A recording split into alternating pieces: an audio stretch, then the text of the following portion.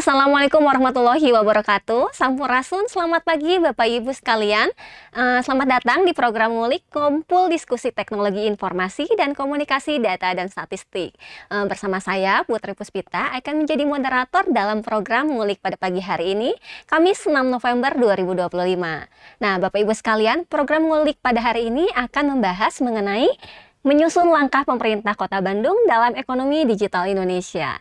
Dan pada pagi hari ini juga sudah ada Bapak Kepala Dinas Komunikasi dan Informatika Kota Bandung, Bapak Yayan Ahmad Briliana, Esos MSI. Halo, selamat pagi Pak Yayan. Baik, lalu juga sudah ada Bapak Ketua DPRD Kota Bandung, Bapak Haji Asep Mulyadi. Selamat pagi Pak Asep. Pagi Putri.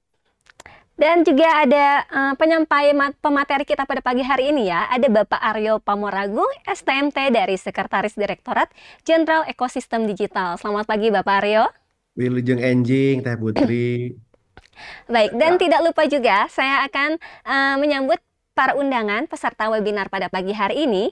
Ada Bapak Sekretaris Daerah Kota Bandung, Bapak Asisten Pemerintahan dan Kesejahteraan Rakyat, Bapak Asisten Perekonomian dan Pembangunan, Bapak Asisten Administrasi Umum, Bapak Ibu Kepala Perangkat Daerah Kepala Bagian RSUD, Bapak Ibu Camat dan Pengelola TIK pada perangkat daerah di lingkungan pemerintah Kota Bandung.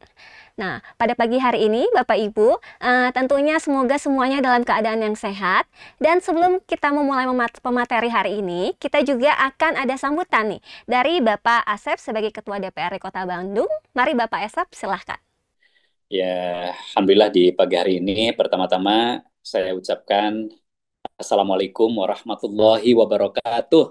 Waalaikumsalam warahmatullahi wabarakatuh. Sampurasun. Sampai. Baik, salam sejahtera untuk kita semua. Yang saya hormati dari Sekretaris Dirjen Ekosistem Digital Kementerian Komunikasi dan Digital Republik Indonesia. Yang saya hormati Pak Kadis, luar biasa nih, selalu optimis nih Pak Kadis ini, terus mendorong bagaimana penguatan ya Kota Bandung semakin kuat dalam proses-proses digitalisasinya.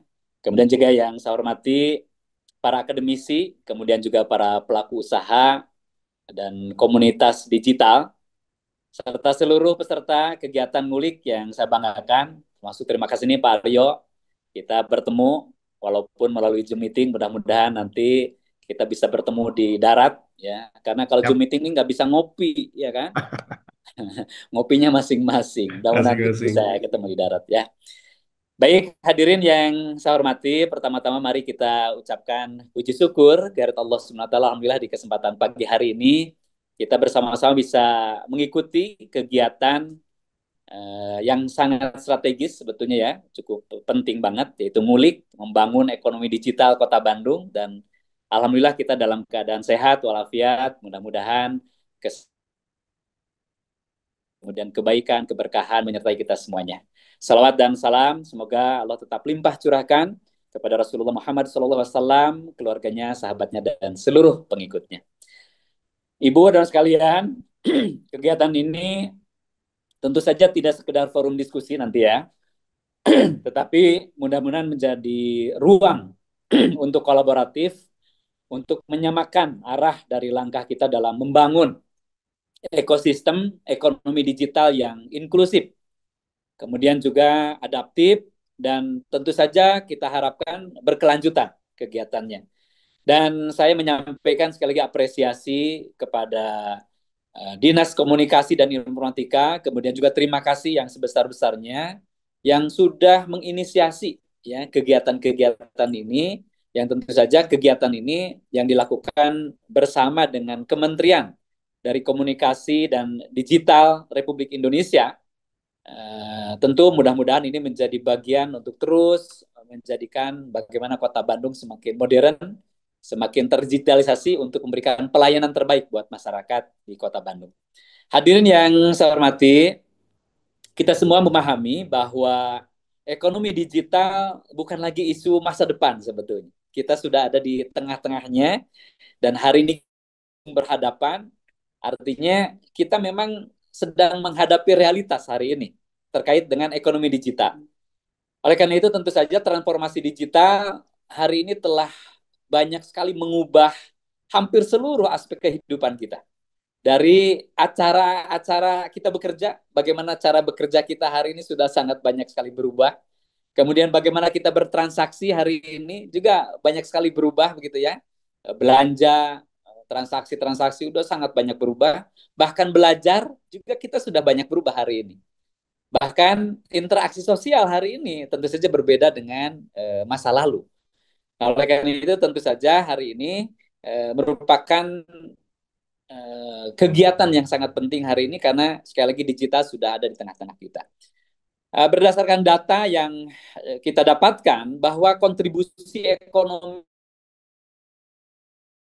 terhadap PDB nasional itu telah mencapai lebih dari 80 miliar US dollar.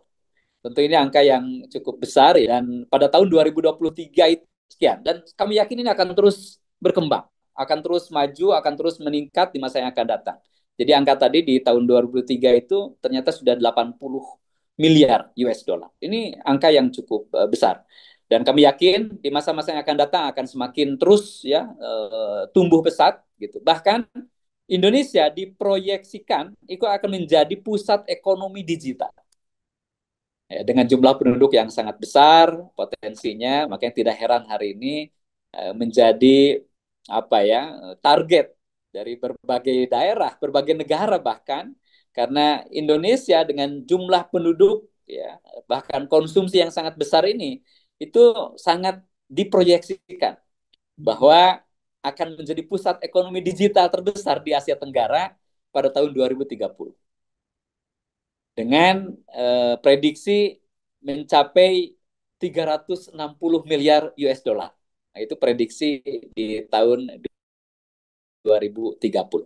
Namun tentu saja Ibu dan Mas sekalian bahwa potensi besar ini hanya dapat diwujudkan apabila kita membangun ya pondasi digital yang kuat di daerah.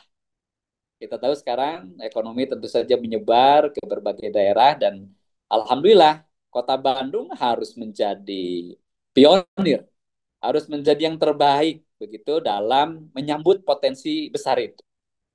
Oleh karena itu, kami melihat bahwa kenapa ini kegiatan-kegiatan seperti ini menjadi penting karena memang tadi potensi yang cukup besar dan kami yakin bahwa daerah harus siap untuk menyambut itu semuanya.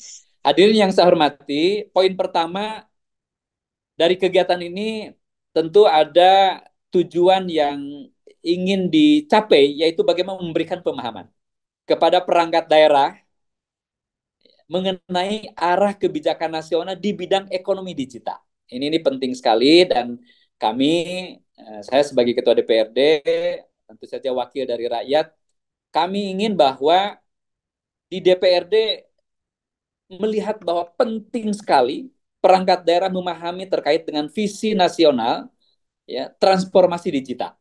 Sebagaimana tertuang dalam Peta Jalan Indonesia Digital 2021-2024 dan kebijakan lanjutan Kementerian Kominfo melalui program digitalisasi pemerintah, kemudian masyarakat, dan ekonomi.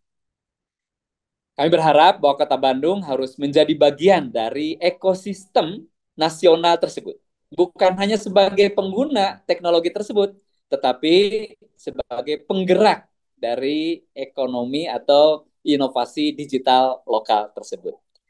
Perangkat daerah perlu memahami bahwa digitalisasi bukan hanya urusan teknologi, melainkan juga reformasi tata kelola, ya, pelayanan publik, dan juga peningkatan kesejahteraan masyarakat. Kami yakin hari-hari ini, Ibnu sekalian, kita dalam mengantisipasi perkembangan-perkembangan respon masyarakat ini, tentu saja dengan proses digitalisasi itu akan makin cepat, makin responsif, dan itu harus dilakukan. Poin kedua, Ibu dan sekalian, kegiatan ini menjadi momentum untuk mengidentifikasi elemen-elemen utama dalam peta jalan ekonomi digital daerah. Sebagai kota dengan ekosistem startup yang berkembang, tentu saja Kota Bandung memiliki modal sosial dan intelektual yang luar biasa. Ya, kita tahu ekonomi kreatif di Bandung sangat besar, komunitas-komunitas kreatif juga sangat besar. Kita juga sudah diakui oleh UNESCO menjadi kota kreatif. Ini luar biasa. Bahkan hari ini di Kota Bandung nih perguruan tinggi juga luar biasa. Ada universitas-universitas unggulan di Kota Bandung. Bahkan tadi saya bilang ada komunitas-komunitas kreatif. Bahkan anak-anak muda hari ini Kota Bandung itu sangat melek digital. Namun tentu saja Ibu dan sekalian bahwa semua potensi itu harus disatukan di dalam peta jalan atau roadmap yang terarah dan terukur. Supaya tidak berserakan ya, tadi potensi-potensi ekonomi kreatif, kemudian perguruan tinggi, kemudian anak-anak muda yang melek digital, ini jangan sampai berserakan. Harus semuanya disatukan di dalam peta jalan roadmap yang terarah dan terukur. DPRD Kota Bandung mendorong agar dalam penyusunan peta jalan ekonomi digital nanti terdapat fokus yang jelas pada 3 aspek. Jadi saya nitipnya ada 3 aspek yang harus jadi perhatian dalam menyusun peta jalan terkait dengan perkembangan ekonomi digital ini. Yang pertama adalah pemberdayaan UMKM digital. Saya keliling ke berbagai wilayah di Kota Bandung ini, luar biasa. Banyak sekali potensi-potensi UMKM dan luar biasa kreatif di Bandung, Pak. Ya. Nah, kenapa ini saya pentingkan terkait dengan pemberdayaan UMKM digital ini supaya para pelaku usaha kecil itu dapat naik kelas. Ya, mereka secara produk punya potensi, tapi kita harus bantu terus ya, bagaimana juga proses digitalisasi termasuk pemasarannya. Ya, kami yakin kalau pelaku usaha kecil itu dibantu, itu bisa naik kelas, tentunya melalui platform digital. Ya, kita punya pasar yang potensi ya di pemerintah, di lingkungan instansi, itu bisa dioptimalkan. Belum lagi kalau kita menangkap peluang-peluang di luaran sana secara umum jauh lebih besar lagi, dan ini harus kita siapkan dengan platform digital yang cukup baik. Yang kedua, perlu juga peningkatan literasi dan inklusi digital masyarakat, karena kita juga walaupun kita siapkan sementara masyarakat penggunanya tidak cukup kuat dalam proses literasinya atau inklusi digitalnya, ya hanya menjadi alat yang tidak dioptimalkan oleh masyarakat. Jadi kami berharap ada peningkatan literasi dan inklusi digital masyarakat, agar transformasi yang kita lakukan ini tidak menimbulkan kesenjangan baru. Ya, jangan sampai munculnya itu ada kesenjangan, satu sisi ada orang-orang yang akses cukup bagus, tapi masyarakat secara umum kurang aksesnya. Jadi mohon ini ada transformasi atau peningkatan literasi dan inklusi digital ini. Artinya seluruh elemen, ya, seluruh lapisan masyarakat ini juga harus diberikan peluang peningkatan literasi. Yang ketiga, yaitu pembangunan infrastruktur, data, dan jaringan yang merata. Ini cukup penting. Ya, karena keadilan digital dimulai dari akses yang setara. Kami yakin masyarakat Kota Bandung di berbagai wilayah dia punya hak yang sama. Nah, tugas kita di pemerintahan tentu saja bagaimana ini juga harus membuat pemerataan terkait dengan akses ke dalam jaringan, terutama kita siapkan infrastruktur. Nah, poin ketiga, kita juga perlu menyelaraskan kebijakan dan program ekonomi digital Kota Bandung dengan strategi nasional. Jangan sampai beda arah. Nasional ke mana, Bandung ke mana. Gitu. Ya, kita harus sejalan nih sekarang. Bagaimana Asta Cita yang disiapkan, yang dirancang, visi dari Presiden. Kemudian tentu saja Jawa Barat, ada Jawa Barat Istimewa. Nah, bagaimana dengan Bandung, Bandung Utama. Ini harus inline semuanya. Harus ada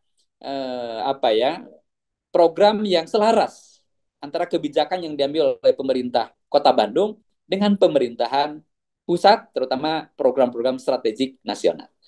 DPRD siap mendukung langkah pemerintah Kota Bandung untuk memastikan bahwa setiap kebijakan daerah memiliki benang merah yang kuat dengan kebijakan nasional, terutama dalam hal digital governance.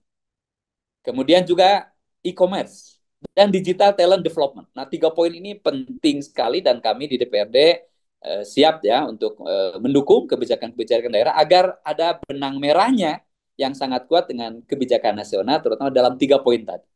Digital governance, e-commerce, dan juga digital talent development. Bandung tidak boleh berjalan sendiri, tetapi harus menjadi model sinergi antara pusat dan daerah. kita lah di Kota Bandung harus menjadi pionir, ya, terdepan, menjadi contoh terbaik bagaimana kita sinergi dengan pemerintah pusat. Ini penting sekali. Ya, apalagi hari ini bagaimana kebijakan-kebijakan apa namanya, keuangan. Ya, tentu saja kalau kebijakan program kegiatan ini sangat inline, sinergi dengan pemerintah pusat, sangat mungkin pemerintah pusat justru akan banyak membantu, ya, terkait dengan keuangan-keuangan daerah. Kami berharap kehadiran Bapak Sekretaris dari Dirjen Sistem Digital hari ini dapat memperkuat arah kebijakan itu agar Bandung benar-benar menjadi kota digital, kota yang produktif, kota yang adaptif, dan berdaya saing global. Itu poin ketiga. Dan poin keempat, Ibu dan sekalian, yang menjadi roh utama dari kegiatan ngulik ini, yaitu apa? Mendorong sinergi lintas sektor antara pemerintah, kemudian pelaku usaha, akademisi, komunitas digital, termasuk tentu saja di dalamnya media massa. Ini juga penting, ya, dilakukan bagaimana kita ada integrasi, ya, dari Pentahelix supaya kegiatan-kegiatan betul-betul mampu, ya, ada sinergi tadi sehingga baik itu output maupun outcome-nya itu bisa dirasakan. Nah, ekosistem digital tidak akan tumbuh tanpa kolaborasi. Ya. Pemerintah daerah tidak bisa bekerja sendiri. Perlu keterlibatan dunia usaha yang sangat inovatif, perguruan tinggi yang adaptif, serta komunitas digital yang kreatif. Bandung memiliki semua itu hari ini. Tadi saya sampaikan, di Bandung bicara perguruan tinggi, tekniknya luar biasa, pariwisatanya luar biasa, politik sosialnya luar biasa. Ada semua di Bandung ini. Komunitas-komunitas kreatifnya luar biasa. Ya, belum lagi dunia usaha cukup berkembang di Bandung ini. Ini Bandung luar biasa, ya, memiliki semua itu. Tinggal bagaimana kita untuk mengkonkrestasi. Ya, bagaimana kita mengorkestrasi itu semua terhadap kekuatan-kekuatan ini agar menghasilkan apa? Menghasilkan ekosistem digital yang berkelanjutan. Kami di DPRD Kota Bandung sekali lagi berkomitmen untuk terus menjadi mitra, ya, kolaboratif dalam upaya ini, baik melalui tentu saja kebijakan anggaran, ya, terutama ke anggaran-anggaran daerah, ya, kemudian juga peraturan daerah, karena apapun itu tentu harus ada payung hukum yang kita siapkan, ya, dan kami DPRD siap untuk mendukung, ya, kolaboratif, termasuk dalam tadi peraturan daerah maupun tentu saja dukungan kelembagaan. Hadirin yang saya hormati, di tengah arus globalisasi dan disrupsi yang luar biasa ini dalam bidang teknologi hari ini, peran kota seperti Kota Bandung menjadi sangat strategis, dan Bandung bukan hanya kota kreatif, tetapi juga kota laboratorium inovasi digital.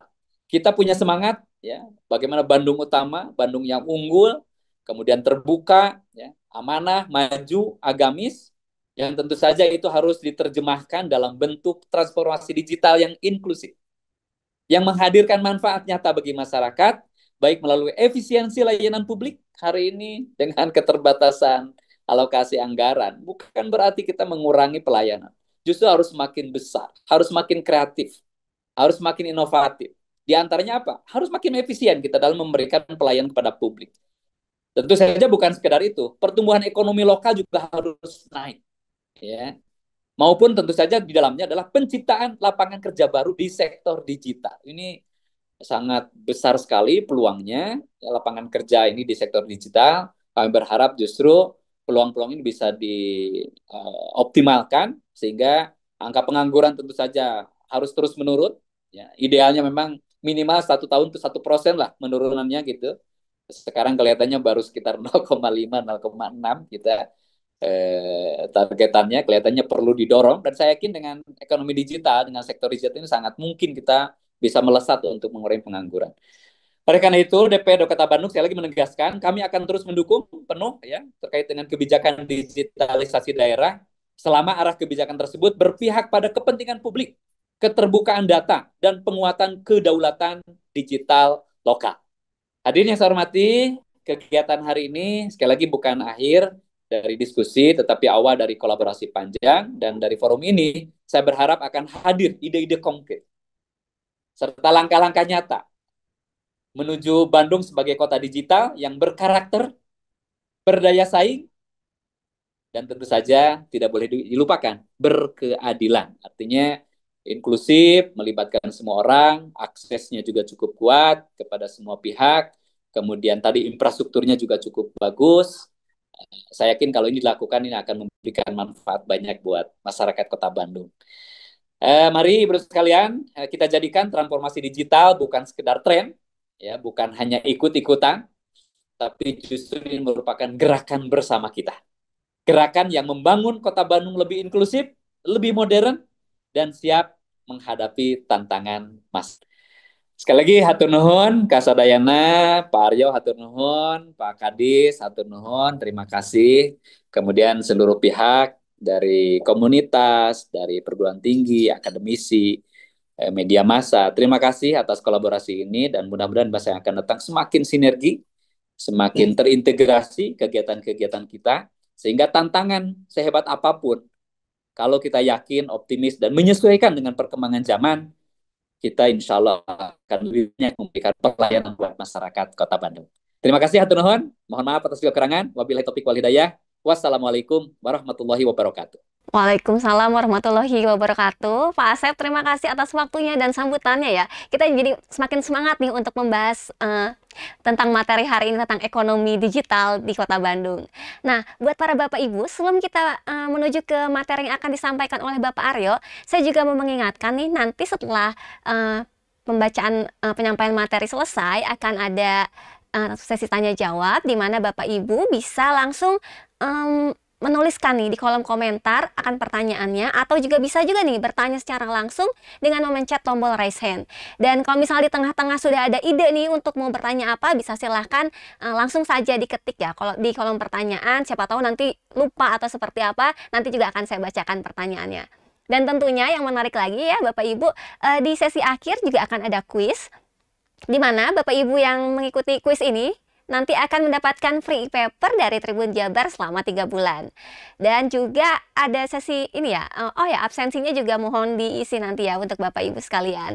Nah, baik, tak perlu berlama-lama lagi, mari kita sambut saja Bapak Aryo Pamuragung STMT dari Sekretaris Direktorat Jenderal Ekosistem Digital yang akan menyampaikan materi pada program ngulik pada pagi hari ini. Silakan Bapak Aryo. Ya, terima kasih Teh Putri. Assalamualaikum warahmatullahi wabarakatuh. Semangat pagi. Sampurasun.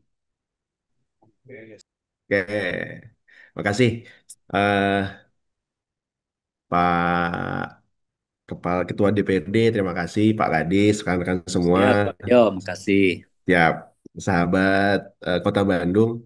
Mentari terbit di balik awan mendung. Burung bekicau iringi musik. Wilujeng Cakep. Enjing. Wargi Bandung. Mari bersama kita semangat ngulik.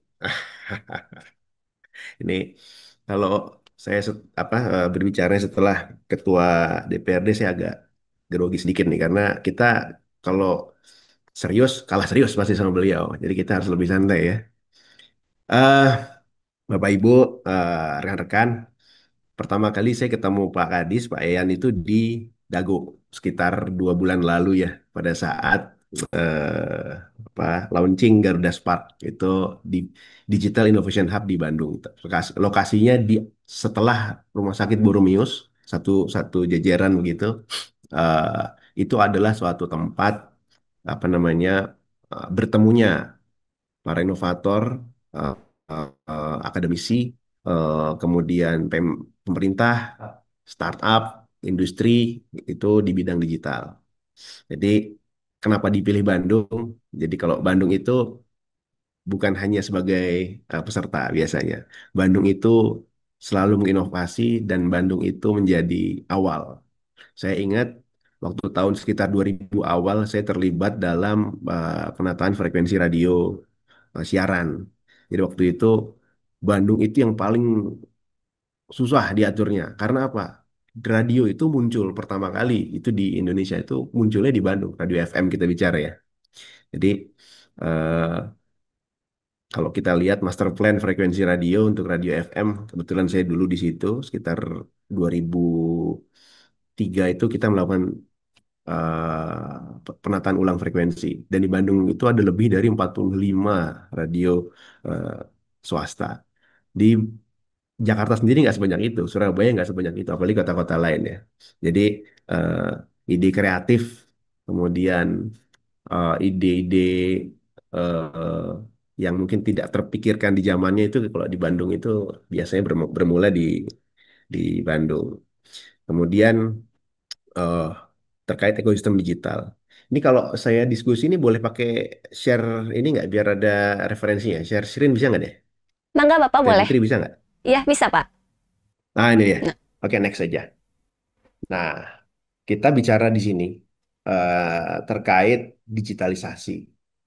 Jadi Indonesia itu digital competitiveness rankingnya kita kurang bagus ya kalau kita lihat di sini. Jadi di situ ada knowledge, ada teknologi, ada eh, future readiness. Jadi nilainya seperti itu dari sisi eh, apa namanya overall kita memiliki nilai 43. Dan terkait hal ini saat ini digital readiness ini untuk 5 tahun kalau kita lihat di sini saat ini kita berada di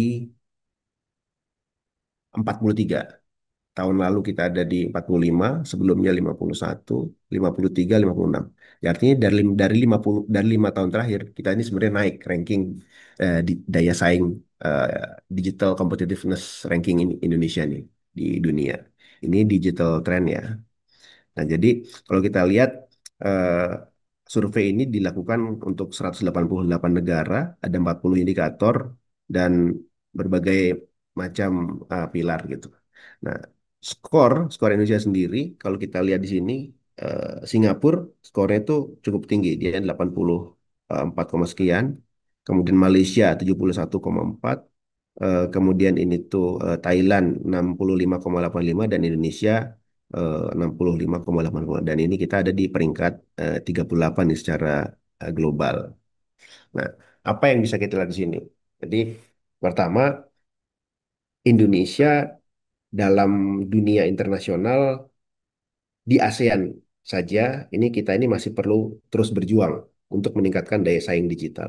Nah, sebenarnya apa sih yang kita kita sebut digital ecosystem? Jadi kalau kita bicara di digital ecosystem itu ada tiga eh, apa namanya resultan. Pertama adalah terkait digital infrastructure sebelah kiri bawah. Nah ini bagaimana connectivity itu menjadi basic eh, kesuksesan digital di suatu daerah. Kita nggak bisa bilang Indonesia itu hebat ketika masih banyak saudara-saudara kita yang masih belum dapat akses.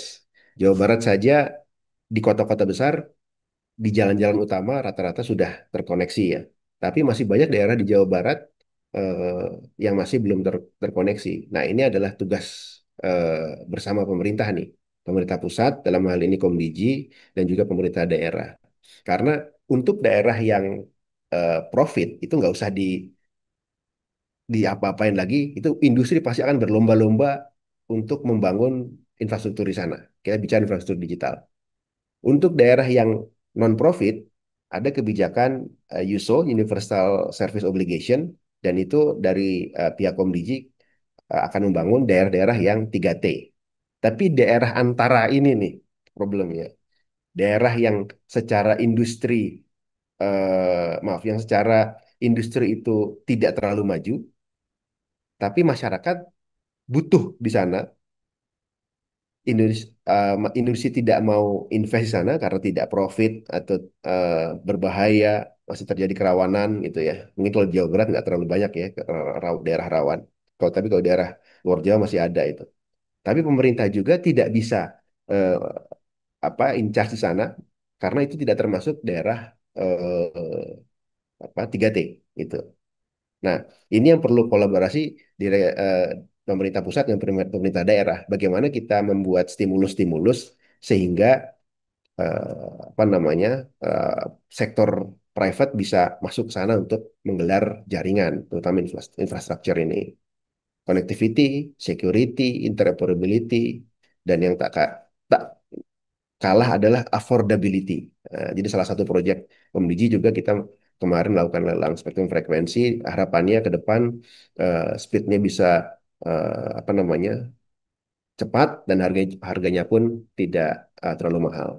Oke, kemudian yang kedua adalah digital ekonomi. Nah, digital ekonomi yang kanan ini, ya. Jadi di digital kanan ini bagaimana kita membuat digital talent pool, kemudian ada juga kita meng-create e-commerce, fintech, itu hal-hal yang secara basis digital itu menjadi hal yang penting. Seperti halnya e-commerce, bagaimana kita meng-create unicorn-unicorn, startup-startup untuk masuk ke sana gitu. Karena Indonesia memiliki keunggulan seperti yang kemarin Pak Wali sampaikan pada saat pembukaan Digital Innovation Hub di mana di Dago kemarin.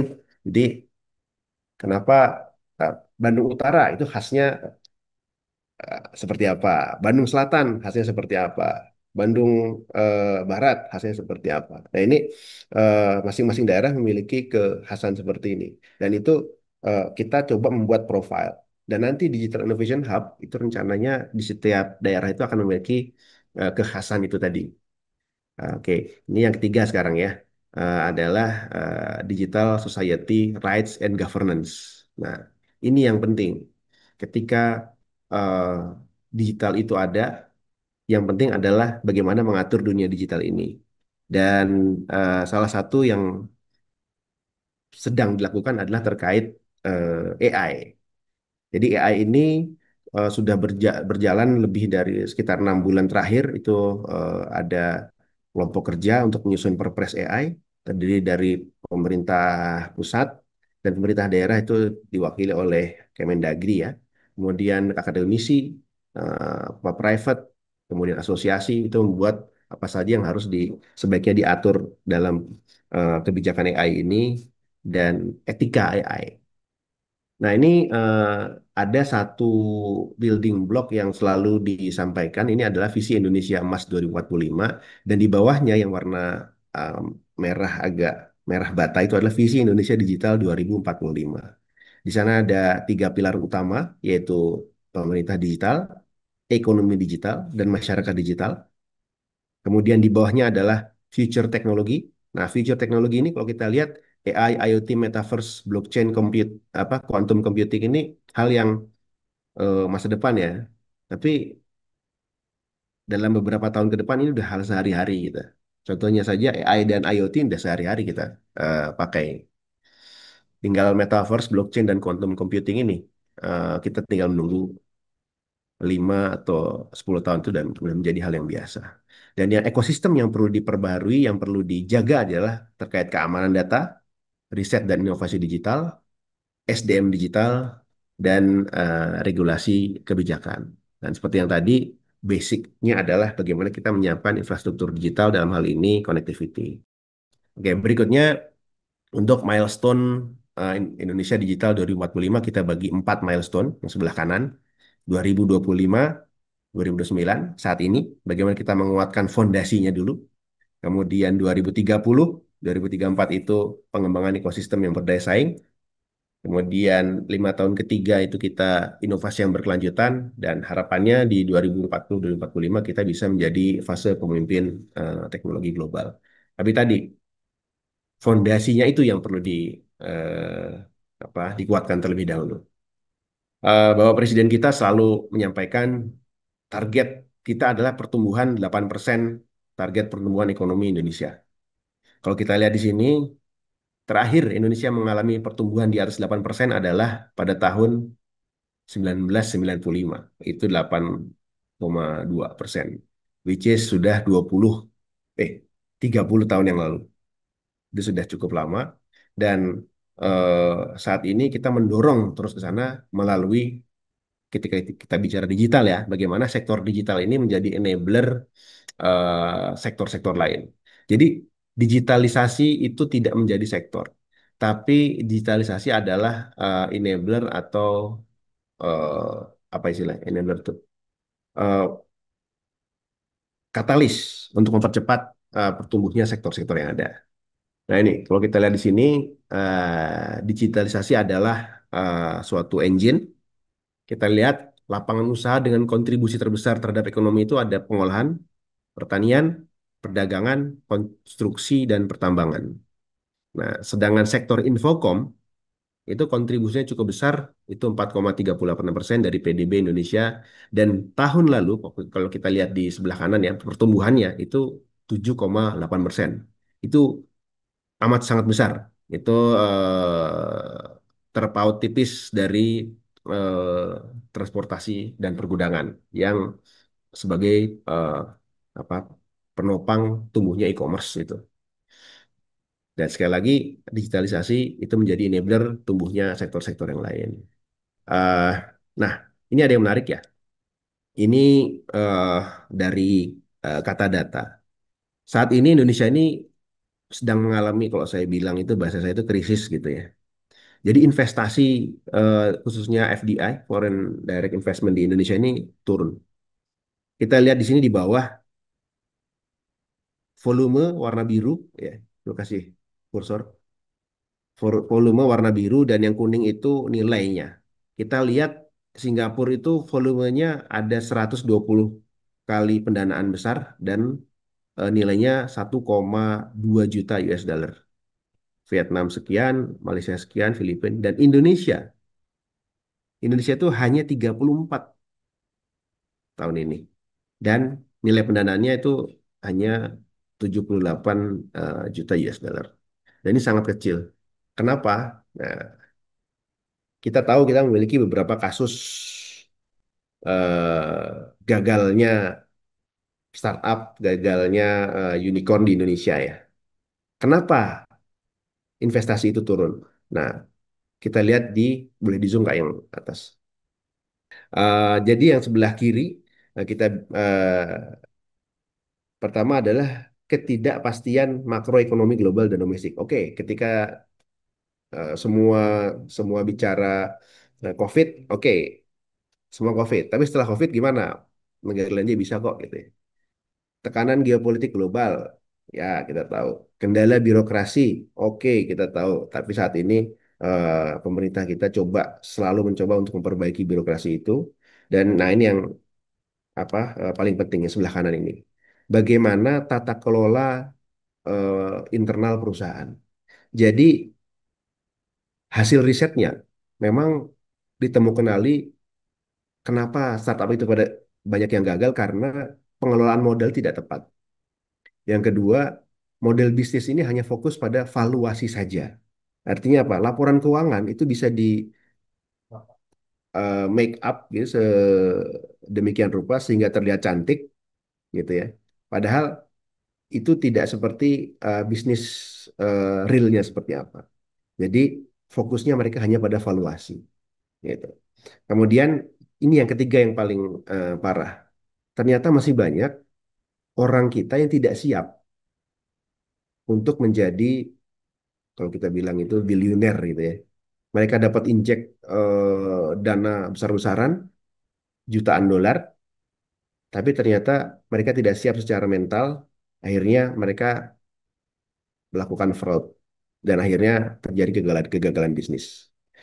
Dan itu yang terjadi di beberapa eh, apa perusahaan digital di Indonesia.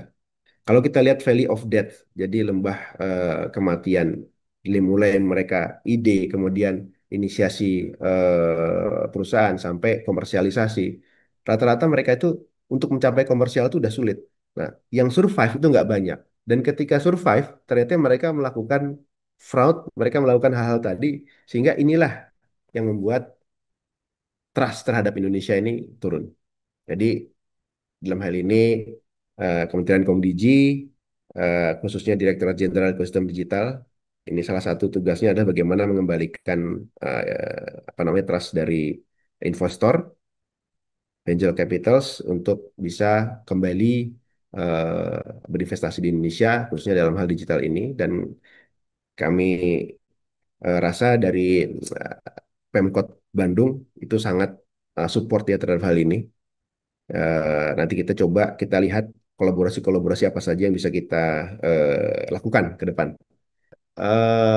Oh ya, ini sekilas saja. Ini adalah indeks transformasi digital Indonesia. Jadi Jawa Barat nih kalau kita lihat ini sudah nilainya hampir hampir masih 60 ya. 60 itu masih kategori B, jadi masih bisa ditingkatkan. Jadi ada beberapa hal yang diukur, jaringan infrastruktur, pemerintah, bisnis, masyarakat, dan ekosistem. Nah, nanti kita bisa apa yang bisa kita tingkatkan nih untuk bisa meningkatkan nilai indeks transformasi digital nasional. Nanti tolong diupdate ya, ini masih yang lama ternyata nih. Nanti coba yang 2025 terakhir seperti apa. Ini adalah stakeholder, ada pemerintah, ada Pemdigi, Pemda, BUMN, tax company, akademisi dan komunitas. Ini yang perlu kita kolaborasikan. Oke, berikutnya. Nah, ini saat kemarin saya pertama kali ketemu sama Pak Kadis di DIH, Digital Innovation Hub di Dago. Jadi ini bersama Pak Wali Kota dan Bu Menteri juga. Jadi Garuda Spark itu Digital Innovation ini kita namakan Garuda Spark. Jadi kalau eh, harapannya ke depan kita bisa memberikan dampak ekonomi, eh, apa namanya, startup yang tumbuh, kemudian kontribusi ekonomi digital, kemudian eh, apa namanya, peningkatan terhadap DGP juga ya. Jadi eh, itu yang harapan dilakukan oleh Garuda Spark. Ini adalah pusat kolaborasi ekosistem startup. Jadi di sini seperti yang disampaikan bisa mempertemukan sektor industri, akademisi, pemerintah, techpreneur. Dan yang penting sebenarnya dengan bertemu itu bisa membuat suatu jaringan. Kenal, kemudian akses pasar, dan harapannya ada inovasi-inovasi nanti yang muncul di sana. Kalau dulu sudah ada proyek 1000 startup, startup studio, hub ID. Nah, ini adalah penyempurnaan dari proyek yang sudah ada. Ada beberapa kota dan Bandung dipilih menjadi yang pertama karena tadi ekosistemnya support, pemerintahan support, kemudian eh, apa akademisinya juga support. Jadi komunitasnya juga support. Jadi silakan rekan-rekan kalau ada yang memiliki kelapangan waktu, ini sudah ada apa schedule. Misalnya kalau hari Senin itu Senin Matika, ini kanan tuh ya. Isinya apa? Contohnya misalnya 27 Oktober itu ada desain for AI era. Nanti pengajarnya dari yang sebelah kanan ini. Atau akhir pekan. Akhir pekan juga ada setiap Sabtu jam 10 sampai jam 12. Jadi silakan kalau hadir di sana di apa startup Garuda Spark di mana Blok 71. Jadi ada Mas Puja, ada Mbak Atika, rekan-rekan di sana semua. Oke, next. Ini ada hal lagi yang dilakukan oleh kami. Jadi kita melakukan pengendalian dalam hal game, ya. Jadi game itu ada namanya Indonesian Game Rating System. Jadi di sini eh, bentuk hadirnya pemerintah untuk melindungi anak-anak dan remaja, khususnya dari tindakan-tindakan yang ini ya, kekerasan, terus kemudian seksual dan lain-lain gitu. Dan ini mendukung PP Tunas nomor 17 tahun 2025. Jadi nanti akan diberikan rating game. Jadi ada kategori-kategori 3+, 7+, dan seterusnya. Kemudian dan ada yang RC. Nah, RC ini Reviews Classification, jadi nggak masuk klasifikasi. Kemudian nanti dari IGRS ini, jadi seluruh game yang ada di Indonesia akan diberikan rating. Nah, ketika itu tidak ada rating, artinya itu belum masuk di Indonesia nih. Jadi untuk panduan dari orang tua juga itu menjadi panduan yang bisa dimainkan sebaiknya sudah memasuki rating tadi. Oke, berikutnya adalah Indonesian Game Developer Exchange, ini IGDX. Ini bagaimana apa kita memberikan eh, concern juga karena nilai dari game ini sangat besar. itu potensi transaksinya 145 miliar, eh, ada 1.600 pertemuan bisnis dan pengunjungnya sangat banyak, dan di sini juga dihadiri oleh lebih dari 25 negara, publisher, kemudian developer lokal juga hadir di sana. Nah, ini eh, kerjasama antara Komdigi dan Bekraf ya, Badan Kementerian Ekonomi dan Kreatif. Oh, AI. AI ini sudah disampaikan tadi. Ini kita akan membuat dua perpres, perpres untuk roadmap AI dan AI ethics. Jadi harapannya, oh ya, kita sudah menentukan bidang prioritas. Jadi terkait AI, terkait ketahanan pangan, kesehatan, pendidikan, ekonomi, keuangan, reformasi birokrasi, politik, hukum keamanan, energi sumber daya, perumahan, transportasi, dan seni budaya. Nah, sekali lagi, AI ini bagaimana supaya AI ini dapat digunakan secara inklusif, berkelanjutan, aman, dan bertanggung jawab. Eh, Komdigi juga memiliki beberapa proyek. Ini sebenarnya kita sudah bekerja sama dengan eh, pemerintah Pemda Bandung. Ini kayak kalau nggak salah ini di Sukabumi yang ini nih, Tani Digital.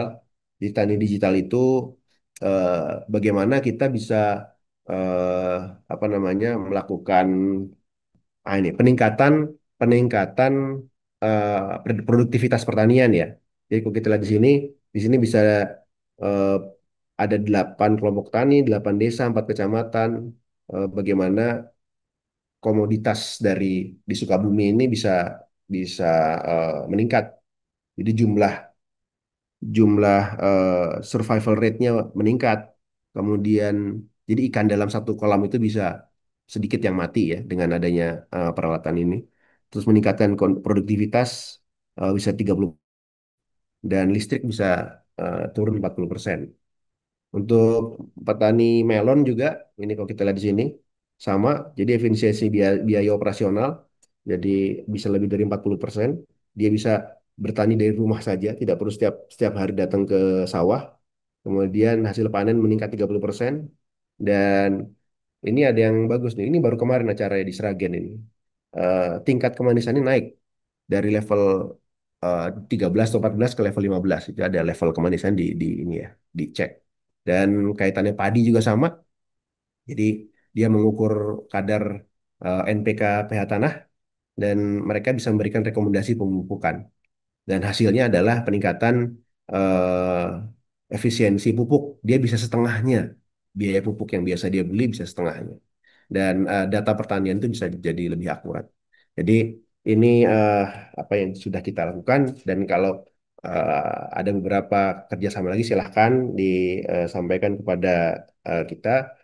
Tapi pada prinsipnya gini, ini Komdigi tidak mengambil alih tugas Kementerian Pertanian gitu ya. Ini memang sudah ada apa bidang sendiri, tapi di sini Komdigi eh, memberikan sense of digital, bagaimana digital ini bisa membantu, mempermudah, mempercepat, meningkatkan produktivitas dari kegiatan-kegiatan ini. Dan ini dikombin antara eh, apa namanya ide, kemudian startup, kemudian dengan masyarakat.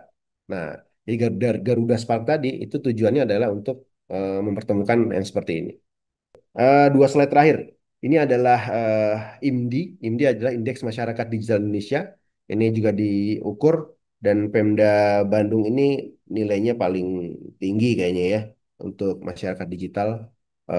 Nanti ada apa? Ada indikator-indikatornya. Nanti setelah ini bisa di di save. Kemudian literasi digital juga kita bisa berkolaborasi dalam hal ini. So, next. Nah, ini silakan bisa di download. Sebelah kiri adalah terkait buku putih roadmap AI yang sudah diterbitkan oleh Komdigi. Bukan bukan sudah ya, sudah dalam konsultasi publik, jadi bisa dilihat sementara. Kemudian sebelah kanan ini adalah Indeks Masyarakat Digital Indonesia. Jadi setiap Pemda ini bisa memberikan kontribusinya ataupun bisa berkonsultasi bagaimana cara perhitungannya, sehingga setiap tahun nanti kita akan rilis terkait Indeks Masyarakat Digital Indonesia ini. Baik, sementara itu hatur nuhun.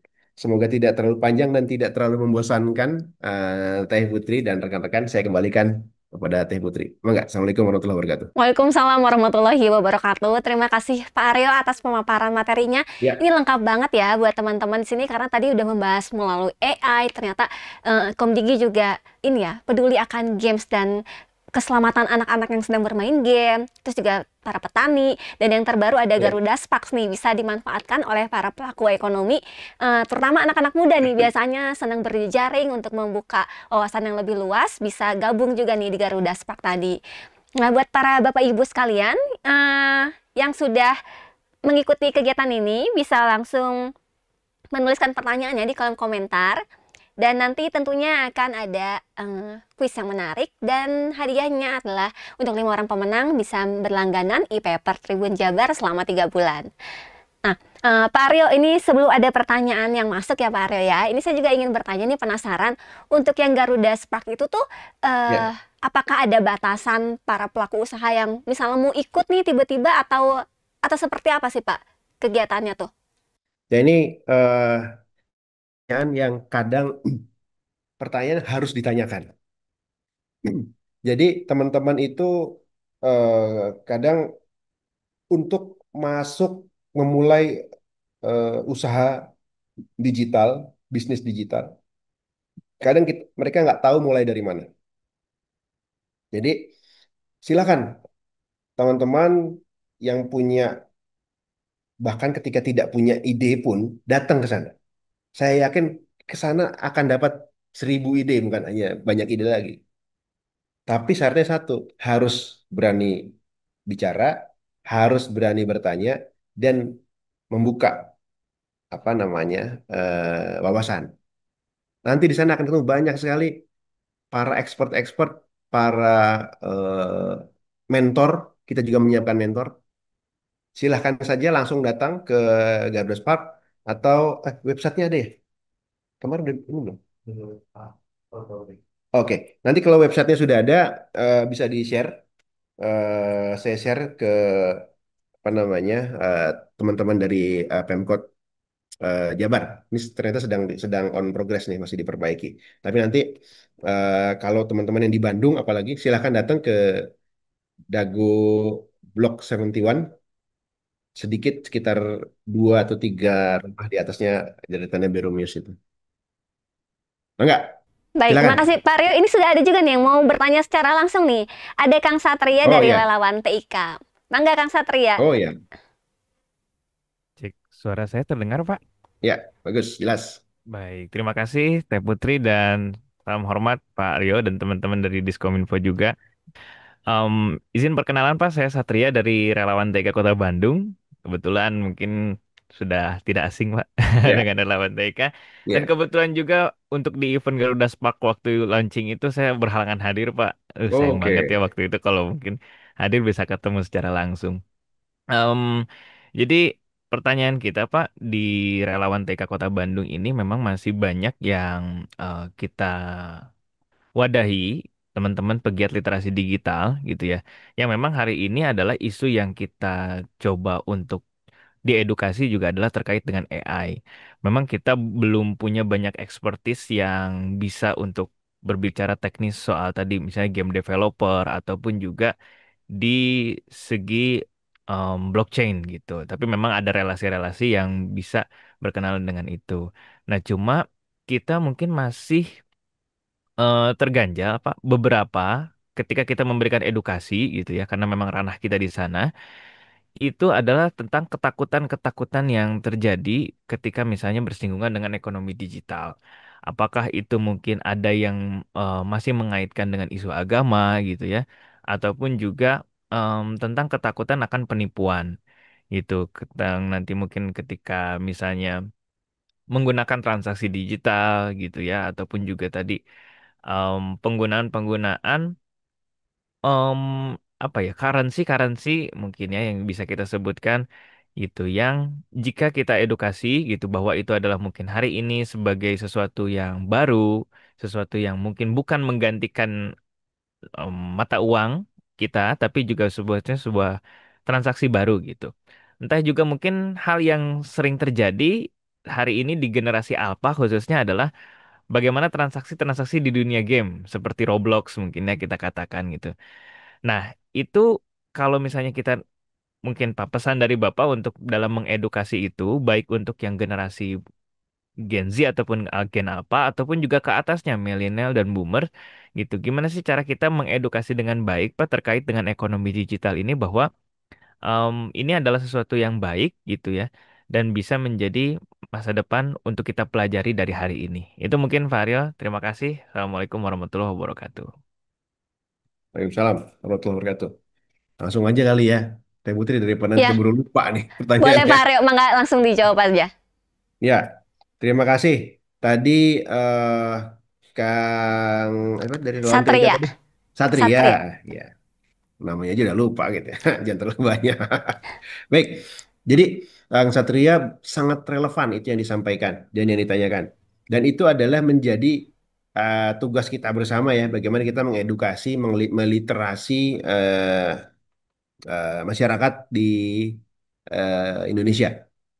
Ini sebenarnya Jawa Barat ini termasuk yang relatif secara nilai itu sudah cukup baik. Tapi sekali lagi nilai itu bukan berarti apa-apa kalau di dalamnya memang apa persoalan juga banyak gitu ya. Memang Jawa Barat ini literasi terhadap terhadap digital ini sudah sangat ya sudah sangat baik dibanding yang lain. Dan yang disampaikan Kang Satria tadi juga sudah sangat benar. Bagaimana AI ini disampaikan, nanti kita bisa bekerja sama dengan apa pendidikan dinas pendidikan atau sekolah-sekolah sehingga sudah dari awal sudah memasukkan materi AI ini ke dalam materi pembelajaran. Atau yang bisa kita lakukan adalah kita memberikan semacam eh, short video, short dan itu bisa diputar atau bisa ditonton. Nah, di Komdiji juga ada itu di BPSDM terkait literasi digital itu programnya. Mungkin sudah pernah beberapa kali ya Kang Satria ikut terkait literasi digital. Ini yang disampaikan adalah informasi-informasi yang amat sangat dasar. Jadi kalau kita lihat kalau kita boleh bagi bawah itu literasi apa informasi yang amat sangat basic gitu. Untuk orang yang betul-betul newbie, orang-orang yang eh, kalau mungkin dia generasinya generasi yang tidak pernah bersinggungan digital. Yang kedua adalah orang yang sudah hadir di generasi digital, tapi dia nggak pernah tahu teorinya, cuma tahu aja ada handphone dipakai untuk nonton. Ini tergantung apa yang ada di sebelahnya. Kalau ternyata di sebelahnya nontonnya nonton yang positif, itu akan sangat baik. Tapi kalau sebelahnya itu nonton yang negatif, ya ternyata ini handphone ini dipakai untuk yang negatif-negatif saja gitu. Nah, ini yang kami juga eh, menyadari PR ini sangat besar dan relawan TIK ini saya coba diskusikan kembali dengan teman-teman ke depan ini seperti apa formula terbaik untuk bisa eh, apa namanya mendiseminasi informasi ini tentunya melalui jejaring pemerintah daerah, melalui relawan TIK. Jadi ada semacam pocket guide kali ya. Nah, itu yang coba disempurnakan dengan aturan-aturan ataupun fenomena-fenomena terkini gitu. Jadi yang disampaikan Kang Satria tadi, saya mungkin kalau satu-satu nanti bisa panjang ya.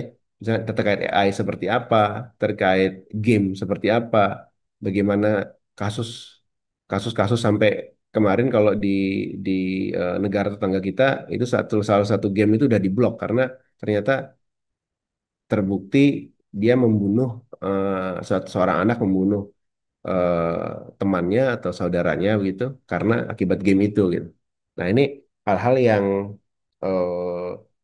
ketika nanti sudah eh, apa sudah matang gitu ya prosedurnya kita akan menerapkan itu dan rating juga akan menjadi salah satu tools untuk eh, tadi pengendalian tadi. Tapi terkait terkait sekali lagi terkait substansi saya mungkin tidak bisa menjawab satu persatu ya Kang Satria dan saya yakin ini relawan TIK ini PR-nya udah sangat banyak. Kalau dikumpulin tuh kita bisa jadi bank apa? Bank PR dan harapannya saya bisa bawa bawa message ini ke rekan kami yang memang betul-betul menangani terkait relawan TIK ini untuk coba dicarikan solusi minimal ada update pocket guide gitu ya, Kang Satria ya. Barangkali itu, Putri. Baik, terima kasih Pak Aryo dan Kang Satria, semoga terjawab ya pertanyaannya. Dan lalu juga ini masih ada yang mau bertanya nih secara langsung dari Kang Harizal, dari Kabayan Group. Mangga Kang Harizal. Terima kasih. Selamat pagi, Ya, Bapak-bapak, Ibu-ibu semua. Saya Harizal dari Kabayan Group, Pak Aryo. Mungkin saya izin bertanya, tidak hanya untuk Pak Aryo, mungkin untuk jajaran dari pemerintah Kota Bandung juga. Bapak, sesuai tadi yang disampaikan oleh Pak Asep, Ketua DPRD Kota Bandung, memang Bandung itu ekosistemnya sudah cukup lengkap, Pak, untuk pengembangan talenta digital. Kita kampus besar, kampus middle, kampus kecil cukup banyak di Kota Bandung. Bahkan beberapa perusahaan sebut Agate begitu, kami sendiri memiliki talent apa namanya talent build yang apa namanya membantu mungkin siswa SMK untuk pemagangan, kemudian menyiapkan talenta digital yang siap kerja di lapangan. Jadi sebetulnya pertanyaan saya adalah bagaimana strateginya Pak mengimbangi antara saya takutnya nanti justru oversupply Pak, oversupply talenta digital yang bagus, tapi tidak mampu diserap karena lebih banyak talentanya daripada apa namanya industrinya. Sedangkan industri Bapak kami sendiri adalah industri pengembang, pengembang aplikasi juga layanan digital, pemain dalam ekonomi digital itu sendiri. Tentu kami untuk apa namanya strategis, kami membutuhkan talenta yang benar-benar sudah siap. Nah, sedangkan kita tahu hasil dari bootcamp, hasil dari apa namanya proses apa ya pembentukan atau talenta build di tahap awal masih masih cukup repot Pak kami menyerapnya begitu. Nah, mungkin perlu ada Pak strategi yang tepat dari pemerintah untuk bisa mencegah atau mengimbangi supply dengan demand-nya gitu Pak. Itu satu Pak. Kedua, eh, masih terkait dengan Kota Bandung yang memang memiliki apa namanya ekosistem digital yang sudah kuat, Jawa Barat khususnya. eh, Kami industri ini khususnya di Kota Bandung butuh Pak ruang kami untuk mempresentasikan layanan atau produk kami khususnya dari digital Pak. Karena jujur saja di Kota Bandung ini untuk pameran ekonomi kreatif eh, masih berat di produk fashion, kerajinan, makanan, Pak. Sedangkan kami yang digital itu tidak punya ruang untuk pameran, untuk eksibisi, layanan yang memang difasilitasi oleh pemerintah. Mungkin itu saya direct mungkin ya Pak pada pemerintah Kota Bandung mungkin bisa diperkuat oleh Pak Aryo. Karena penting eksibisi ini Pak. Karena perusahaan-perusahaan kami yang kecil ini Pak, biaya untuk pameran, untuk eksibisi itu Pak sangat besar. Sedangkan kami kadang resource kami itu sudah cukup habis untuk mengembangkan produk. Sehingga perlu kami ada ruang dibantu, difasilitasi ruang eksibisi untuk produk-produk atau layanan digital. Demikian Pak apa namanya pertanyaan dari kami. Terima kasih. Assalamualaikum warahmatullahi wabarakatuh. salam. Waalaikumsalam Kang. Boleh Pak Aryo, mau langsung dijawab? Boleh, saya Ya. dulu ya. Mungkin nanti boleh ditambahkan oleh Bapak Kadis atau dari rekan-rekan dari Pemkot Bandung. Ya, ini Kang Haris tadi ya dari Kabayan Group. Ini kalau saya lihat, ini udah jam terbangnya udah cukup tinggi nih dalam bisnis digital. Jadi kalau kita lihat eh, siklus bisnis digital itu mulai dari lurus, inovasi, ide, terus, nah ini begitu mau komersialisasi itu bisa turun, des, nanti naik lagi baru ke atas. Nah, ini lembah kematian ini sebenarnya ini yang harus di dicarikan cara ya, dicarikan apa oke lah cara bagaimana supaya kita bisa selamat sehingga bisa curve-nya naik lagi.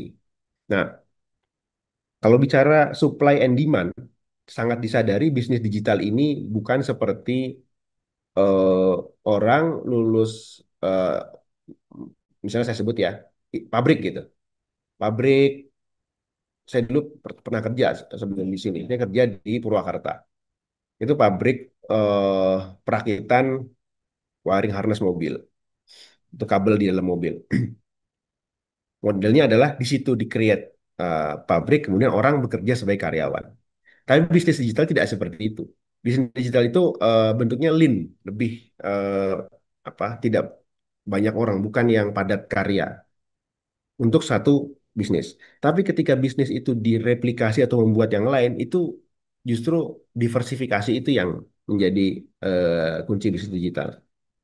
Jadi satu hal itu cukup dikerjakan oleh beberapa orang saja, dan yang lain mengerjakan ide-ide lain dan temukannya itu lebih customized gitu. Dan eh, konsep Garuda Spark adalah mempertemukan ide-ide itu. Jadi bisa jadi eh, kalau konvensional itu saya lulus, saya siap untuk menjadi pekerja. Tapi ketika nanti kita bicara digital, saya lulus, saya siap untuk menjadi entrepreneur. Dan saya akan meng-hire pekerja lain. Ataupun berkolaborasi dengan pekerja lain.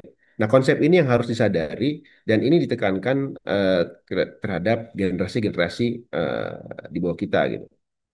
Gitu. Ketika kita masuk bisnis digital dan ketika kita eh, misalnya ikut sebagai karyawan, katakanlah yang paling besar sekarang misalnya Tokopedia gitu.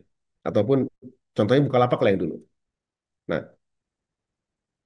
perusahaan-perusahaan digital itu menurut menurut statistik itu belum ada yang tahan lebih dari 50 tahun. Kalau nggak salah baru ada dua atau tiga yang tahan lebih dari 50 tahun perusahaan yang bisnis digital itu. Jadi eh, siklusnya itu ya tadi. Saat begitu bisnis digitalnya sudah tidak eh, compete lagi dengan market, pilihannya dia cari diversifikasi usaha seperti misalnya Bukalapak tadi, yang tadinya dia e-commerce karena memang ada tempat lain yang lebih banyak diskonnya atau banyak lebih menarik lagi apa, akhirnya dia eh, apa namanya diversifikasi ke usaha lain. Kemudian eh, atau ya tutup gulung tikar. Nah, itu itu yang eh, satu ya kaitannya supply and demand. Kemudian tadi yang di, terakhir itu yang bagus apa ya? Tadi saya nggak sempat Tadi nyatet. Apa tadi kurangnya Kang Haris? tempat ini Kang, Nah, untuk eksibisi eksibisi ya. ya. Ya, ya. Jadi, nah disinilah fungsi dari Garuda Spark ini. Jadi kalau eksibisi sebenarnya itu hype di depannya besar, cost-nya juga sangat besar. Ya. Tapi di Garuda Spark ini kita itu tempat bertemu orang-orang yang memang memiliki antusiasme yang sama. Dia eh, pasti berbisnis digital, dia apakah dia punya bisnis usaha gitu ya, atau dia sebagai researcher, dia sebagai pembuat kebijakan, dia sebagai user masyarakat yang ingin mencari, gitu ya. Oke, atau ya, makasih. Atau venture capital, dia sebagai orang yang punya dana dan saya mau invest ini ke siapa, makanya dia akan mencari di sana. Nah, alhamdulillahnya Bandung sudah punya gitu. Jadi silakan rekan-rekan memanfaatkan fasilitas yang ada, lokasinya di Dago Blok 71 tadi. Gitu, dari Putri. Baik. Garis. Terima kasih Pak Aryo dan Kang Hafrizat tadi semoga menjawab ya Kang ya pertanyaannya. Di kolom Ya. komentar juga sudah ada beberapa pertanyaan yang masuk. Ini dari Kang Resa. Assalamualaikum, saya Resa dari Disduk. Mohon izin bertanya. Untuk IGRS kan sebenarnya secara internasional sudah ada sistem rating sendiri yaitu ESRB. Seberapa penting sebenarnya untuk menerapkan sistem rating bikinan sendiri? Dan apakah dengan adanya IGRS ini tidak malah menimbulkan masalah-masalah baru? Mungkin seperti menghambat produksi game itu sendiri karena selain harus menunggu rating dari ESRB, juga masih harus menunggu proses evaluasi dari IGRS. Nah, enggak Pak? Oke, terima kasih. Ini pertanyaan yang sangat valid ya. Eh, Problem besar di Indonesia itu sebenarnya di birokrasi ya. Birokrasi yang dianggap lama atau dianggap ketinggalan zaman gitu ya. Eh, tapi Indonesia itu harus punya standar sendiri. Apalagi kaitannya dengan keamanan untuk tunas untuk anak-anak gitu ya. Kita harus punya standar. Karena usia contohnya ya, usia dewasa di kita dengan usia dewasa di negara lain itu beda. Ketika di sana sudah approve 17 plus gitu ya, atau sorry, approve 15 plus itu konten-kontennya juga untuk Indonesia belum tentu cocok gitu, bahkan untuk orang yang dewasa sekalipun, misalnya. Kemudian sebelum di sini saya pernah menangani kaitannya alokasi frekuensi untuk WiFi. Standar untuk frekuensi WiFi di Indonesia dengan di luar negeri pun berbeda. Contohnya ada universal apa UNII 12345 itu di frekuensi 2,4 dan 5,8. Kita tidak menggunakan eh, frekuensi itu secara broad. Makanya kita perangkat yang masuk ke Indonesia itu dibatasi hanya menggunakan UNII 1, 3 dan 4 misalnya, saya lupa persisnya. UNII 3 enggak. Orang pada protes. Kenapa? Padahal di luar negeri semua itu dibebasin frekuensinya. Kenapa Indonesia membatas-batasi? Karena di Indonesia frekuensi itu dipakai untuk radar. Jadi kalau teman-teman pakai frekuensi yang tidak sesuai, itu malah bisa membuat interferensi surveillance primary radar yang dipunyai di bandara. Sehingga pesawat-pesawat kita yang harusnya bisa landing bisa mengetahui apa perakiraan cuaca itu ya, penginderaan karena terinterferensi oleh eh, apa WiFi yang ilegal tadi yang masuknya di oprek atau di crack gitu itu menjadi menimbulkan gangguan. Sama halnya seperti game. Jadi game ini kita buat kalau tadi apa ESRB itu ada di Amerika ya. Jadi kita buat yang versi Indonesianya. Tentunya dengan kearifan lokal dan eh, standar yang ada di Indonesia. Karena sekali lagi ini juga tidak sekedar game, tapi ini juga ada azas etik, ada azas apa namanya budaya di Indonesia gitu. Begitu. Dan tadi kuncinya, nomor satu adalah birokrasi.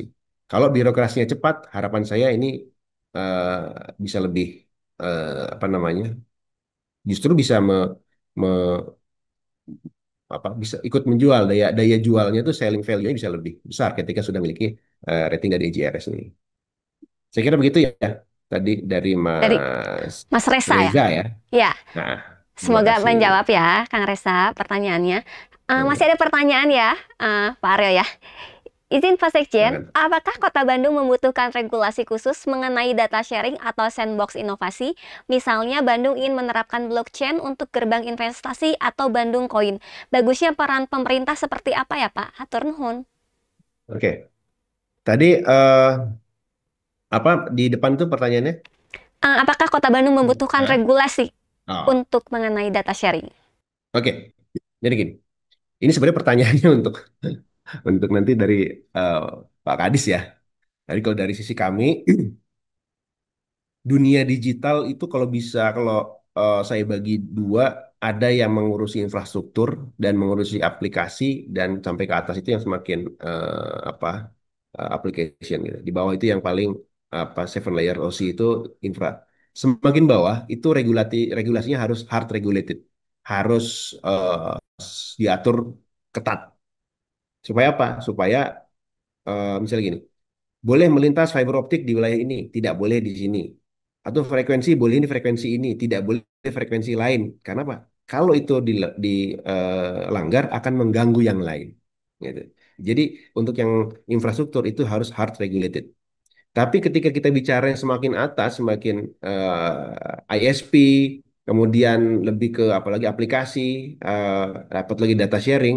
Nah, ketika kita bicara startup application itu sebenarnya semakin tidak perlu hard regulated, itu bisa soft regulated karena itu biarkan tumbuh. Tapi yang dipentingkan adalah bagaimana kita menjaga pagar. Jadi undang-undang PDP, perlindungan data pribadi, undang-undang TUNAS untuk yang anak-anak, kemudian AI, etika AI. Nah, itu kita lebih bicara di luar menjaga garis di lapangan. Jangan keluar garis ini. Tapi tidak perlu diatur secara eh, apa namanya detail. Kamu di lapangan nggak boleh sliding, nggak boleh pakai tangan kanan atau apa itu lebih kepada diserahkan ke internetnya jelek nih. Putus sih, putus nggak di sana? Oh, enggak ya? Oke, mohon maaf ini di sini agak jelek ini apa namanya koneksinya. Oke, jadi saya lanjutkan ya. Eh, untuk yang hal tadi kita lebih ke di pinggir pinggir pinggir garis. Bagaimana eh, apa industri digital ini bisa berkreasi sebanyak mungkin, tapi tidak melewati batas-batas tertentu. Jadi PDP, ethics yang tadi yang salah satu yang saya contohkan. Dari saya sementara itu mungkin. Ada dari dari Kalau dari dinas Kadis barangkali. Kominfo ya, boleh mau ditambahkan dari Pak Kadis? Apa mau menambahkan? Angga Ibu boleh, Angga. Ya, pada dasarnya dari Pemkot Bandung kita mengikuti aturan pusat ya. Jadi tentu saja bagaimana di pusat sudah mengatur dan mungkin ada turunannya di Pemkot Bandung dan kita menyesuaikan sebenarnya seperti itu. Jadi nggak ada membuat aturan sendiri. Ya, saya Baik. kira sudah selaras, Teh Putri. Ya, baik terima kasih. Semoga menjawab ya Kang Ganjar ya. Terus ini juga ada pertanyaan nih Pak. Ini pertanyaan dari Pak Agus kayaknya ini ya. Setiap saya wawancara UMKM merasakan hal yang sama nih Pak. Pak Agus nih mau curhat nih katanya. Saya dari Cibiru sebagai UMKM pelaku digital marketing terutama di marketplace. Apakah Komdigi bisa membangunkan marketplace yang bisa supporting UMKM?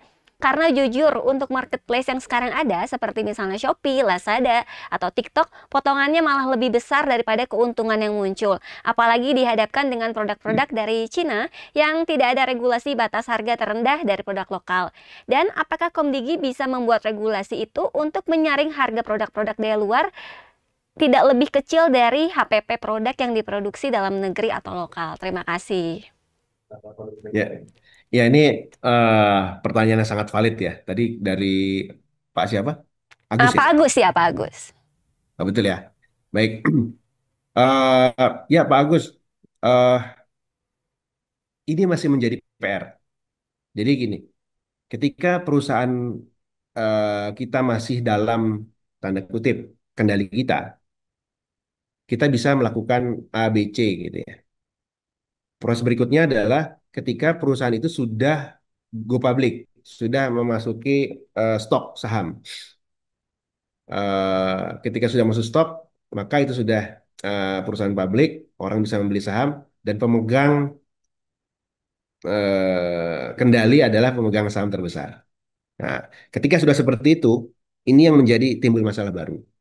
Karena kita nggak tahu pemegang perusahaan itu seperti apa kebijakannya. Yang jangan sampai adalah ketika dia membeli mayoritas saham dan ternyata dia membeli untuk menghancurkan misalnya atau untuk yang lain. Bahasa saya maaf ya, saya ulangi ya, bukan untuk menghancurkan, untuk hal lain lah saya bilang itu. Nah, ini yang masih menjadi PR dan bukan hanya dari Komdigi, dari eh, KL lain itu ada yang memang khusus menangani ini. Bagaimana ketika itu sudah menjadi apa namanya perusahaan publik. Eh, yang kedua, apakah Kominfo Komdigi bisa membuat aplikasi. Nah, sekali lagi kita bukan Komdigi bukan production house juga ya, bukan apps developer juga ya. Tapi melalui Garuda Spark itu kita bisa eh, apa namanya mempertemukan tadi antara kebutuhan dengan developer dengan akademisi yang masih memiliki tadi ide-ide ataupun idealisme tadi. Jadi eh, dalam hal ini saya sangat concern juga dengan harga, dengan potongan, tapi itulah yang terjadi di bisnis mereka. Yang dalam tanda kutip mereka memberikan potongan, tapi mereka juga dalam hal lain mereka menjual untuk bisa rating eh, apa bukan menjual, memberikan paket ya untuk bisa ratingnya di atas atau dalam melalui query search engine seperti itu. Jadi kalau jawaban saya eh, saat ini itu masih menjadi PR dan saat ini itulah yang berlaku termasuk di beberapa sektor eh, kita masih kami masih mendalami hal tersebut, Pak Agus. Baik, nah Pak Agus, siapa tahu nanti kalau main ke Garuda Spark ketemu teman-teman startup lain terus bikin ide gitu ya. Nah, ayo kita bikin aplikasi sendiri aja ya buat berjualan yang support lokal gitu ya Pak ya. Ya, why not? Ini Hmm, itu mungkin sekarang kita anggap wah mana bisa kita melawan apa raksasa-raksasa startup yang besar seperti itu. Tapi ketika bisnis itu ada, kemudian use case-nya itu nyata, itu harusnya bisa jadi sesuatu yang minimal tidak usah sebesar. Ya ini, jangan terlalu mimpinya terlalu besar ya. Kita mimpi boleh setinggi langit gitu. Tapi kita lakukan think big, start small, dan start now gitu. Kebanyakannya kita think big aja, kita nggak eh, apa mulai dari hal yang sederhana, dan kita nggak mulai-mulai gitu. Jadi saran saya eh, coba yang bisa kita lakukan sekarang apa gitu. Demikian my best answer, Teh Putri. Oke. Ini masih ada lagi apa ya pertanyaan ini banyak banget ya antusiasme yang pengen ngobrol sama Pak Sekjen. Nah, perkenalkan Pak, saya Rizky. Mengukur dampak ekonomi digital terhadap lapangan pekerjaan secara holistik atau menentukan regulasi yang ideal untuk mengelola inovasi tanpa menghambat pertumbuhan. Secara berkelanjutan, bagaimana langkah konkret untuk mengatasi kesenjangan digital secara permanen dan memastikan semua lapisan masyarakat memiliki keterampilan digital yang relevan? Wah, ini ini pertanyaannya kayak pertanyaan dari anggota DPR ke pemerintah Susah kan. ya?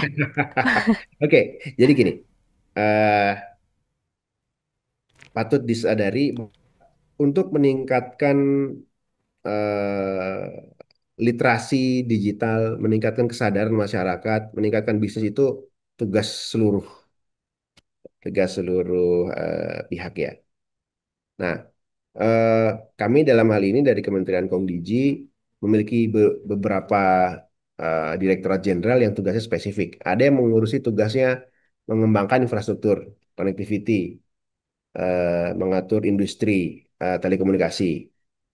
Ada yang tugasnya khusus melakukan standarisasi untuk teknologi pemerintah. Ada yang khususnya untuk meningkatkan literasi digital, talenta digital masyarakat. Kemudian eh, ada yang bagaimana membuat komunikasi publik dan media.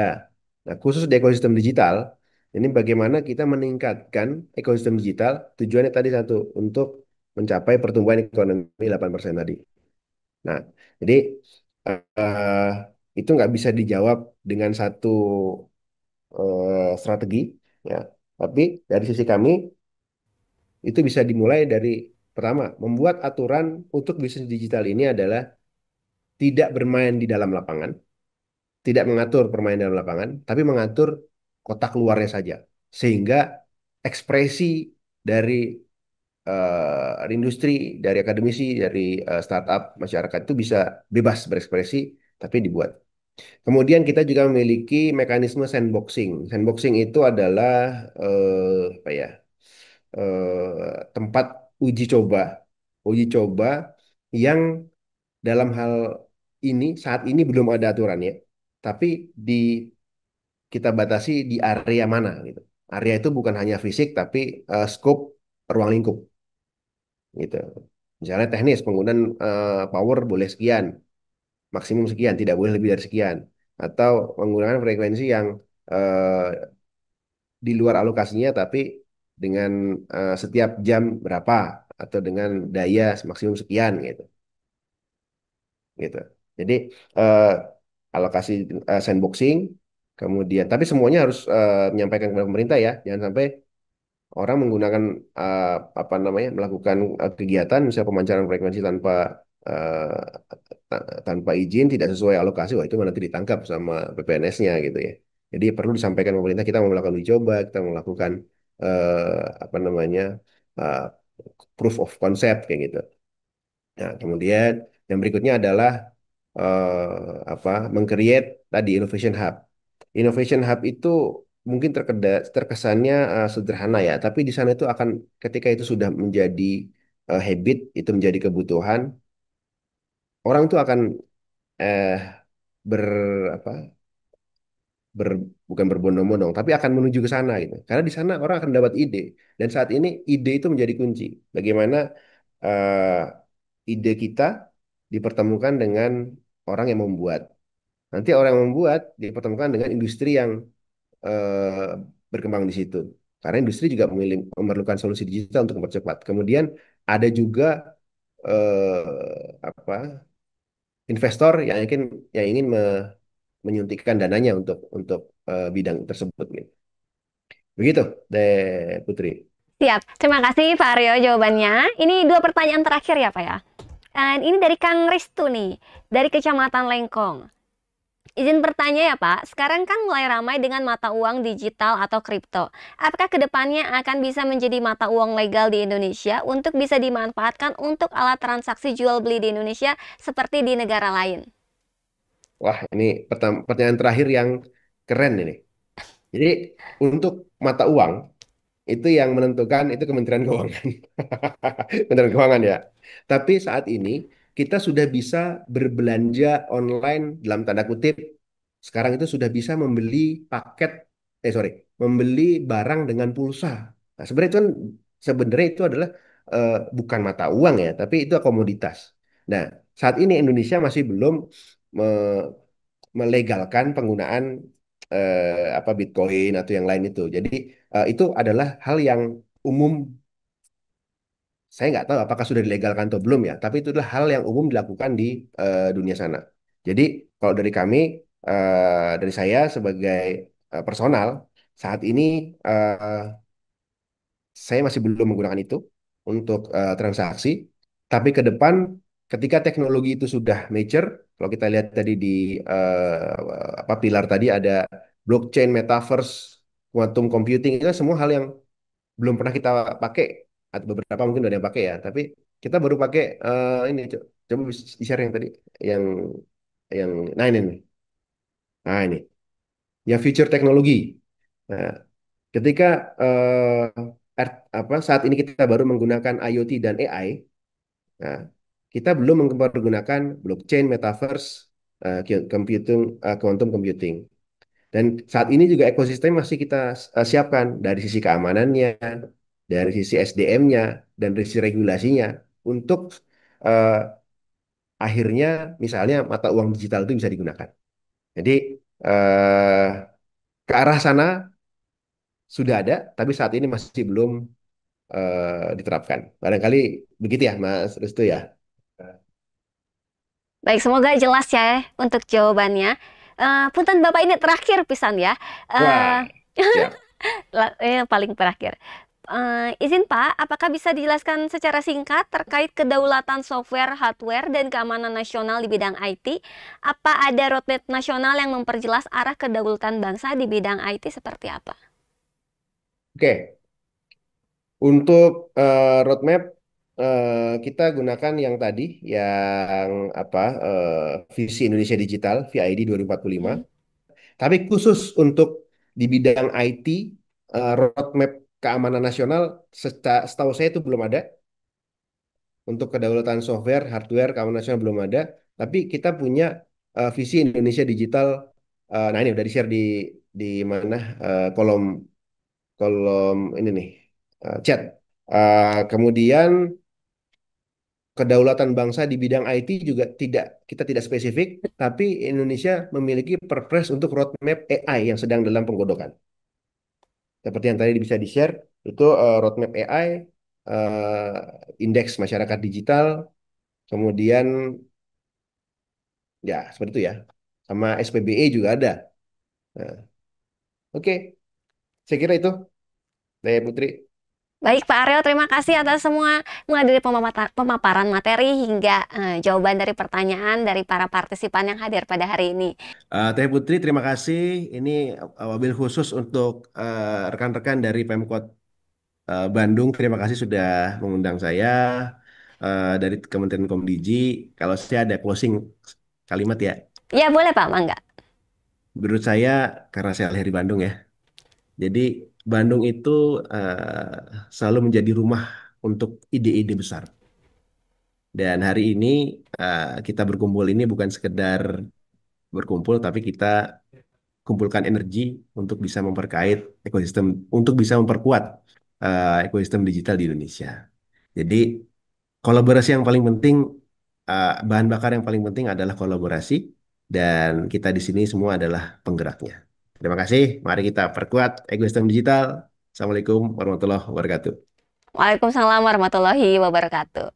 Nah, kalau bisa saya simpulkan dari kegiatan hari ini, yaitu ini ya, dari Garuda Spark Startup Center ini menjadi langkah konkret dalam memperkuat ekosistem digital Bandung untuk menjadi pusat kolaborasi, mempertemukan industri, akademisi, dan pemerintah untuk menciptakan teknopreneur baru, memperluas akses pasar, serta melahirkan inovasi yang berdaya saing. Oleh karena itu, Bandung dalam menyusun langkah ekonomi digital tentunya akan bergantung pada sinergi antar sektor, literasi yang inklusif, serta pemanfaatkan teknologi yang bertanggung jawab. Nah, untuk para Bapak Ibu yang telah hadir juga terima kasih dalam kegiatan ngulik hari ini. Saya juga mengucapkan terima kasih kepada Kepala Dinas Komunikasi dan Informatika Kota Bandung, Bapak Yayan Ahmad Briliana SOS MSI, lalu juga kepada Ketua DPRD Kota Bandung, Bapak Haji Asep Mulyadi SE, dan juga penyampai materi Bapak Aryo Pamuragung, STMT, Sekretaris Direktorat Jenderal Ekosistem Digital. Dan juga tidak lupa kepada para undangan, Bapak Sekretaris Daerah Kota Bandung, Bapak Asisten Pemerintahan dan Kesejahteraan Rakyat, Bapak Asisten Perekonomian dan Pembangunan, Bapak Asisten Administrasi Umum, Bapak Ibu Kepala Perangkat Daerah, Kepala Bagian RSUD, Bapak Ibu Camat, dan pengelola TIK pada perangkat daerah di lingkungan pemerintah Kota Bandung.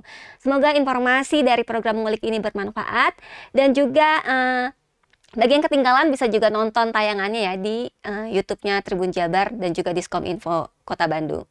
Jangan lupa Bapak Ibu sekalian untuk mengikuti kuis yang sudah tersedia di kolom komentar. Untuk para pemenangnya, 5 orang pemenang bisa mendapatkan free e-paper selama 3 bulan.